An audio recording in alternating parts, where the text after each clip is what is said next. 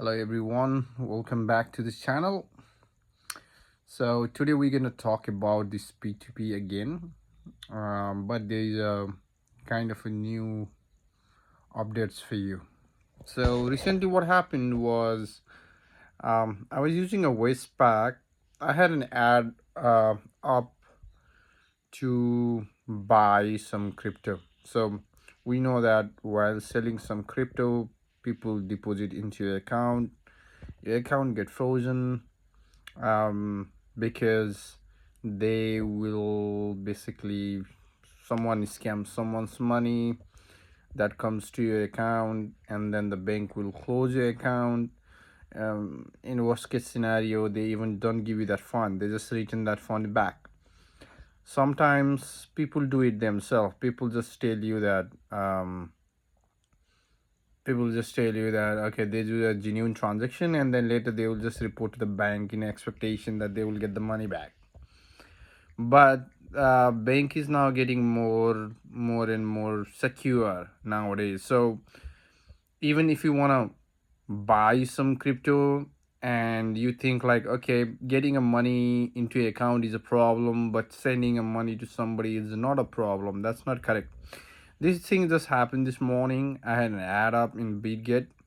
So one of the guy wanted to sell some crypto. So for a, I think it's around 154, 100 and I think $1,540. Um, and I asked the pay ID. I was about to make a transaction to that guy, but what happened was the transaction got rejected. Now to get the bottom of it, I thought like maybe something up, so I'll just transfer it to some of my own bank account, just to do a test. What happened was they keep on declining to any account that I was paying. So I got in touch with them through the live chat, but they told me that there was some problem with the pay account. That means the person who is receiving their money has been suspected of fraud. So I called the bank, and the bank told me that I cannot make transaction to that person ever again, and only to make a transaction to the person that I know. So what's happening here is nowadays scammers are, or the like, maybe he's a P2P guy, I don't know that much, but the problem I'm facing recently was even while paying it to somebody. So this is a crackdown from the bank itself. They want to make sure that you cannot do P2P either way. You cannot even buy it, you cannot even sell it. They blacklist those people, and then what happens is next time you want to make any transaction to that person, the person that is blacklisted, then you will have problem. You're gonna have to call the bank. If it happens multiple times, they will close you out. So how to be safe from this? Okay, we heard about problems. Now how to be safe from this? So only safe option here is cash, guys. So if you want to sell your crypto, don't go to people that is offering you too much money. Like I have seen the ad in Bybit, they are offering you like 1.8, 1.7 if you want to sell it.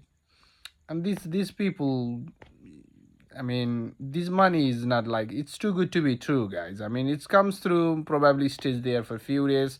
Sometimes one or two transactions got unnoticed, but in a larger run, let's say after 2 or 3 transactions, you're gonna get a freeze out.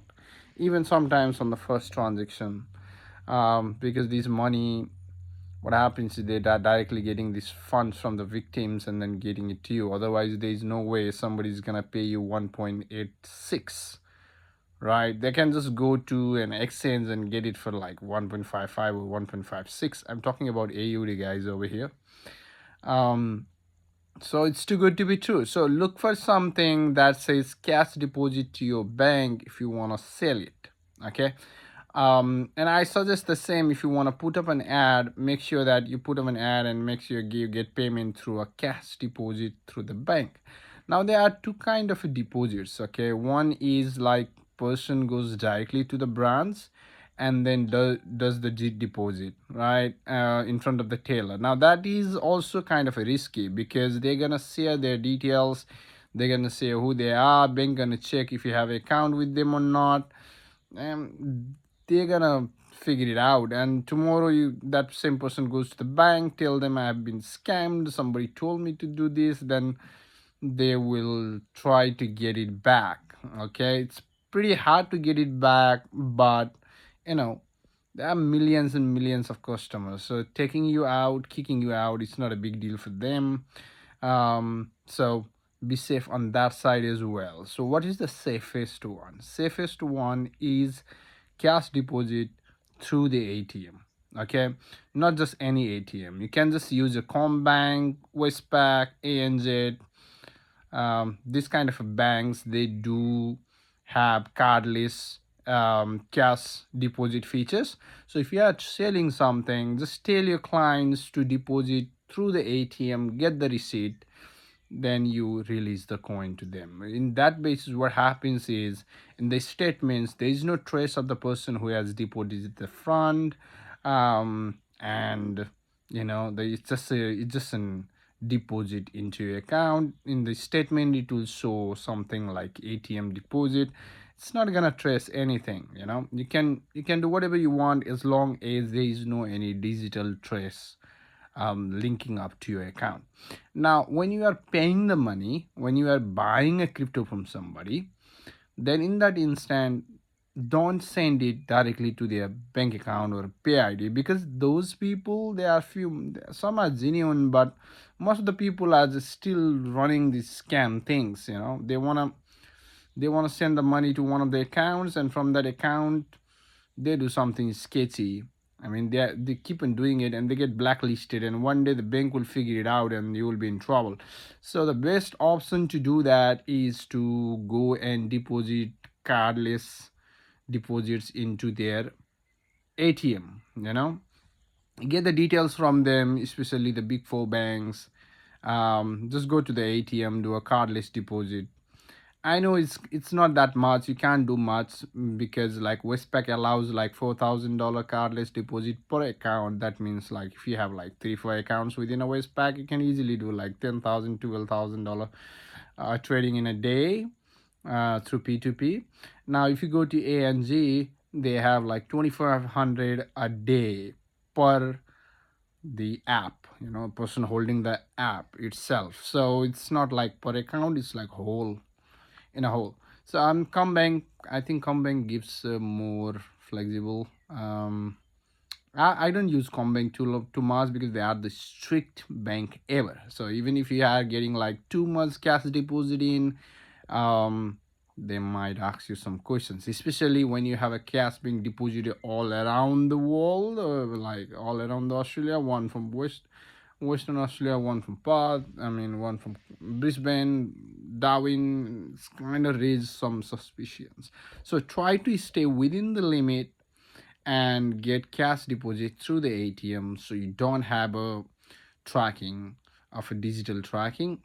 That's the best option. Otherwise, try to deal with somebody who want to deal with you on cash in hand or cash in person. That is also a good option. But the best thing is ATM in cash. Somebody goes there, deposit it, you get the fund clean. And when you pay somebody, just pay it the same way. Transaction will be less, but it's kind of okay. You will be safe if you have to go with P2P. But if you have to buy something, a coin, best option is to go with exchanges. Okay, so if you want to do a bank transaction, do with exchanges. Use AM like Westpac. Westpac is very flexible. If you are paying it out to Coinbase or CoinSpot, Kraken, so they are flexible with this kind of exchanges. But NZ, they will like straight away bounce it back. So if you want to know more about it, if you want to know if you have your bank account already frozen, and you are in a kind of a mess right now, and you are nervous what's going to happen, you have some fund being frozen in, and you unfortunately did P2P, I don't know, for the greed or something, or you wanted to earn something, you didn't followed all the precautions, then check out my previous videos, see what I have done there. I have shown step by step how to get out of this situation, how to talk to the bank about it, how you can, what you can tell them so they will listen to you.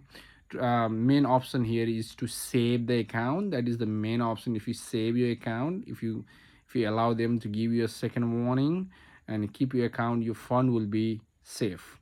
But if they close the account, two things is gonna happen: either they're gonna return you the fund back, or they will just confiscate it, or like they will just send it to the victim back. Okay, so check out my other videos, and if you have any questions, if you wanna directly talk to me, um, then you can join our WhatsApp group.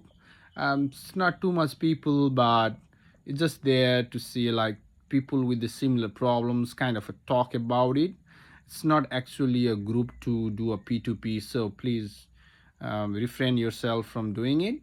But if you are looking for a exchange, trustworthy exchange, then we are Crypto Square. We are registered with Austrac as well.